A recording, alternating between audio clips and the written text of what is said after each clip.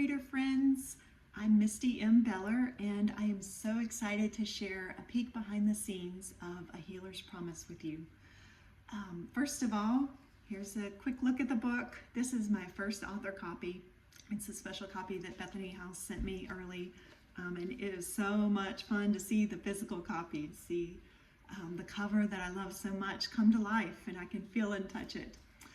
So you may or may not have read A Healer's Promise yet, but I'll tell you a little bit behind the scenes of kind of my brainstorming and what went into the book.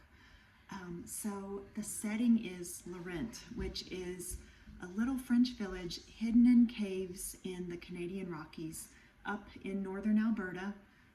What became northern Alberta, it was just empty mountain wilderness at the time they were there. And their forefathers had left New France, which was Canada, about 100 years before to escape a lot of the political unrest and the religious unrest that was happening there. They'd struck out west to find a more peaceful place where they could settle and build their own quiet, peaceful community. And they found this big cave in the mountains, and they decided, you know what, this could be our place.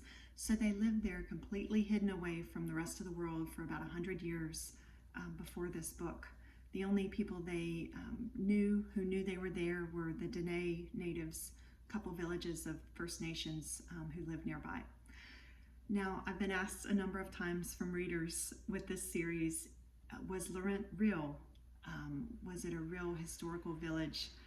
And I have to say, Laurent itself is a figment of my imagination, although there possibly could have been a village like that.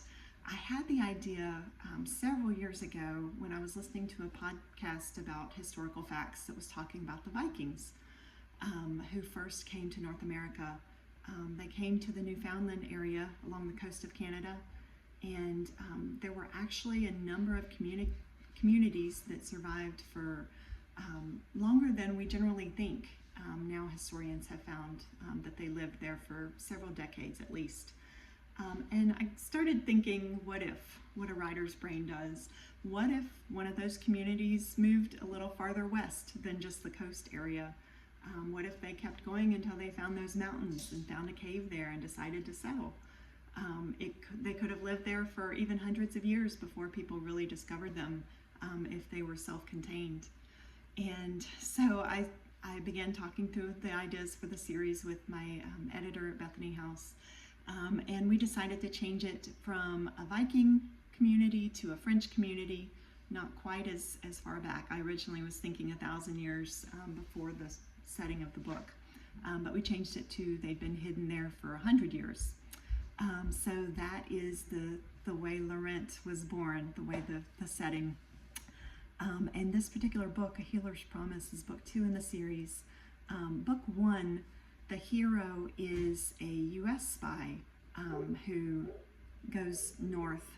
He's looking for a mineral that will help the U.S. win against Britain in the War of 1812. So in book 2, I thought it would be fun to see the other side. So the hero in book 2, Levi, is a British spy, and the War of 1812 has just ended. This is his last foray. He's about to end his service with His Majesty's Navy. And so he follows this U.S. spy north and eventually finds the hidden village of Laurent that the U.S. spy, our hero from book 1, already knows about.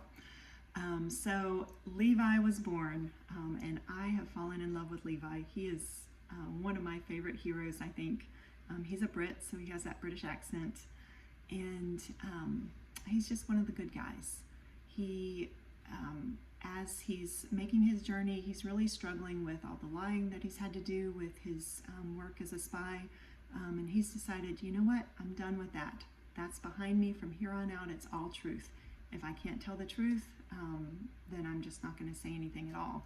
And I will tell the truth and let God deal with it.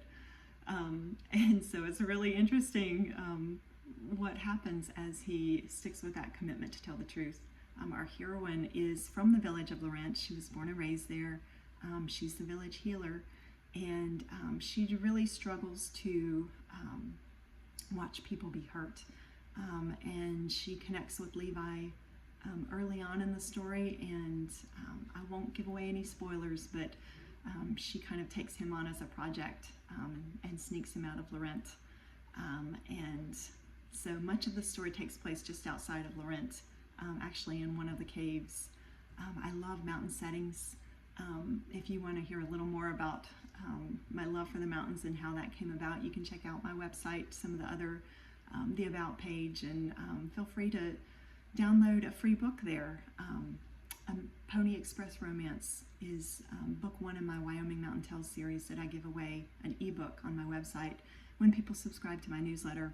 I love to connect with readers, so my newsletter is a great way to stay in touch, and feel free to respond to my emails and let me know how I can be praying for you. All right, take care. If you'd like to connect with me separate from the newsletter, you can always email me. I would love to speak to your book club individually if you'd like to. If not, feel free to download the discussion questions from the website. And it's so great to meet you. Take care.